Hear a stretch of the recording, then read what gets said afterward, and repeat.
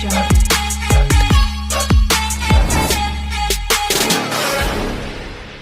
తెలంగాణ రాష్ట్ర నిరుద్యోగులకైతే శుభవార్త. ఈ రాజీవ్ యువ వికాసం స్కీమ్ అయితే స్టార్ట్ అయితే అయ్యింది. ఈ రాజీవ్ యువ వికాసం స్కీమ్కు అప్లై చేయాలంటే మీ దగ్గర ఏ డాక్యుమెంట్స్ ఉండాలి? దీనికి లేడీస్ జెంట్స్ ఇద్దరు అప్లై చేసుకోవచ్చా? ఖచ్చితంగా చదువుకున్న వాళ్ళే అప్లై చేయాలా? చదువుకోని వాళ్ళు అప్లై చేయాలా? ఒకవేళ సబ్సిడీ ఎంత ఉంటుంది? ఈ అప్లికేషన్ చివరి తేదీ ఎప్పుడు? ఇలాంటి విషయాల గురించి ఈ వీడియోలో తెలుసుకుందాము. వీడియో ఇంకా ఎవరైనా సరే లైక్ చేయకుంటే వీడియోని అయితే లైక్ చేయండి. మీరు లైక్ చేయడం ద్వారా ఇలాంటి తెలియని సమాచారాన్ని ప్రతి ఒక్కరు కూడా తెలుసుకునే అవకాశం అయితే ఉంటుంది.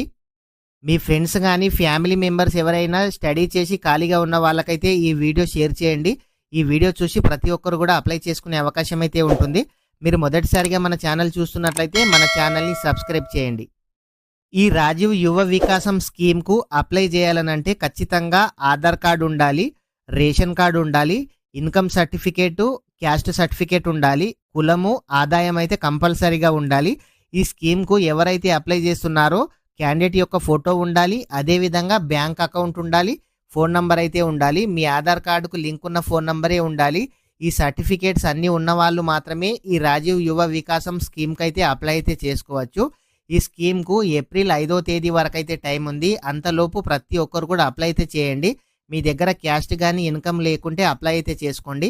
అదేవిధంగా నిరుద్యోగ యువతకు రుణాలు అయితే 60 నుంచి 80% అయితే సబ్సిడీ అయితే ఇస్తున్నారు. 60 నుంచి 80% సబ్సిడీ అయితే ఉంటుంది. ప్రతి ఒక్క క్యాండిడేట్కు 4 లక్షల వరకు అయితే లోన్ అయితే ఇస్తారు. ఈ లోన్కు అప్లై చేయాలనంటే caste, SC, ST, BC, minority ఇలాంటి ప్రతి ఒక్క క్యాస్ట్ వాళ్ళు కూడా అప్లై అయితే చేసుకోవచ్చు. ప్రతి ఒక్కరికి 4 లక్షలు అయితే ఇస్తారు. అయితే ఈ స్కీమ్కు అప్లై చేసుకున్న ప్రతి ఒక్కరికైతే ఈ లోన్ అయితే రాదు. ఎందుకనంటే మీరు ఇదివరకు ఎప్పుడైనా సరే గవర్నమెంట్ సబ్సిడీ కనుక పొందినట్లయితే మీకు వచ్చే అవకాశం అయితే లేదు. ఖచ్చితంగా దీనికి స్టడీ ఉండాలి అని అయితే తెలుస్తుంది. అప్లై చేసేటప్పుడు మాత్రం స్టడీ లేని వాళ్ళకు కూడా అప్లై అయితే ఆప్షన్ అయితే ఉంది. దీనికి లేడీస్ జెంట్స్ ఇద్దరు కూడా అప్లై అయితే చేసుకోవచ్చు. ఖచ్చితంగా జెంట్సే అప్లై చేసుకోవాలి, లేడీసే అప్లై చేసుకోవాలని అయితే ఏం లేదు. ప్రతి ఒక్కరు అప్లై చేసుకున్న తర్వాత జూన్ 2న లబ్ధిదారులను అయితే ప్రకటిస్తామని ప్రభుత్వం అయితే చెప్తున్నారు. ఈ రాజీవ్ యువ వికాసం స్కీమ్కు అప్లై చేయాలనంటే ఏ విధంగా అప్లై చేయాలి స్టెప్ బై స్టెప్ మన ఛానల్లో ఇదివరకే వీడియో చేయడం అయితే జరిగింది. ఆ వెబ్సైట్ యొక్క లింక్ కూడా ఇస్తాను, ఆ వీడియో లింక్ కూడా ఇస్తాను. ప్రతి ఒక్కరు కూడా ఆ వెబ్సైట్ ద్వారా ఆ లింక్ చూసి మీరే మీ మొబైల్లో ఏ విధంగా అప్లై చేయాలో తెలుసుకోండి. ఇది SC corporation, ST corporation, BC corporation, minority corporation, Christian corporation ఈ విధంగా కార్పొరేషన్ల ద్వారా ఈ లోన్స్ అయితే అందించబడుతుంది. ప్రతి ఒక్కరు కూడా ఈ డాక్యుమెంట్స్ తీసుకొని మీ దగ్గరలో ఆన్లైన్ సెంటర్కి అయితే వెళ్ళండి.